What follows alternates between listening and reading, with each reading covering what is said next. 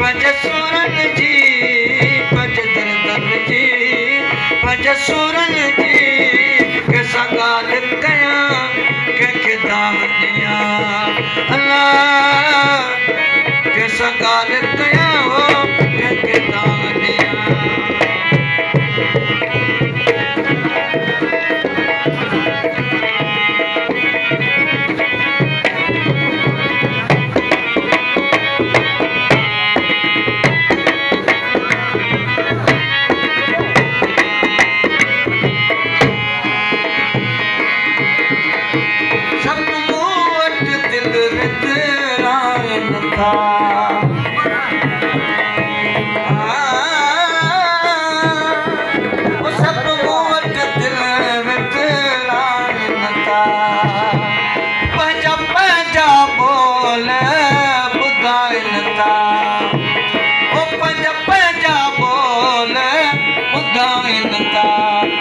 अच्छन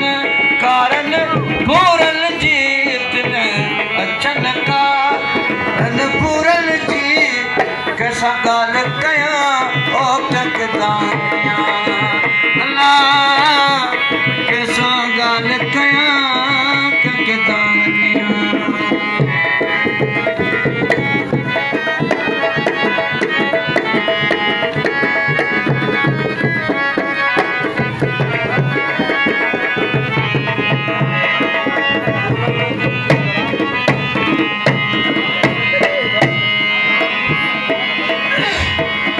बोलना चाहिए तो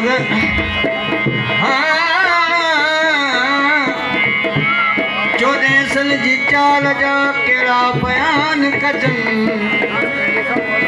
चौदेसल जी चाल जा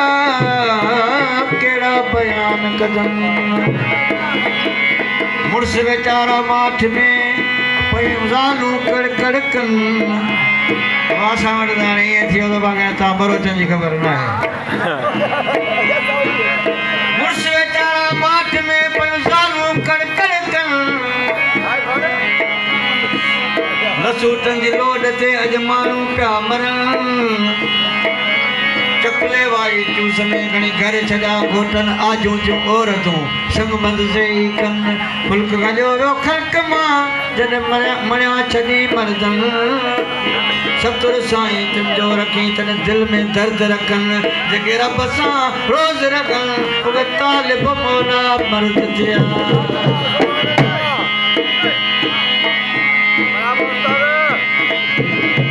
अच्छा सबको पंहिंजा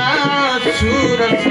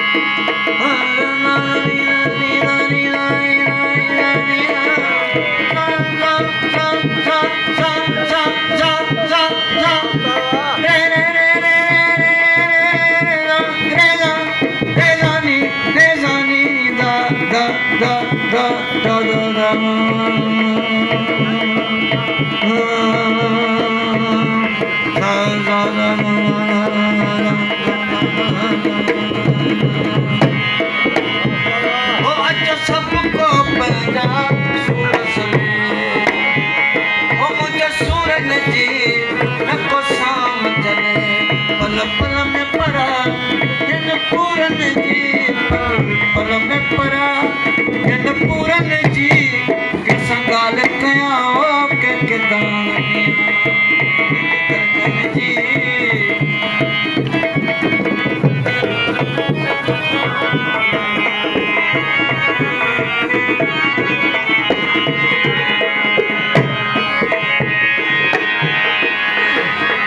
दिलवारी वेदन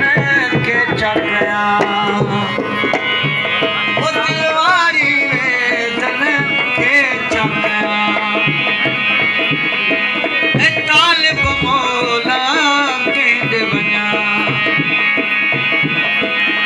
तालिब मौला के बना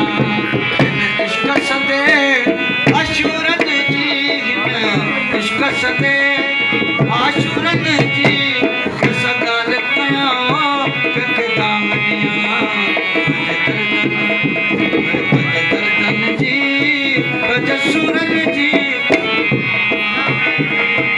उहे माण्हू अलाए काॾे गॾिया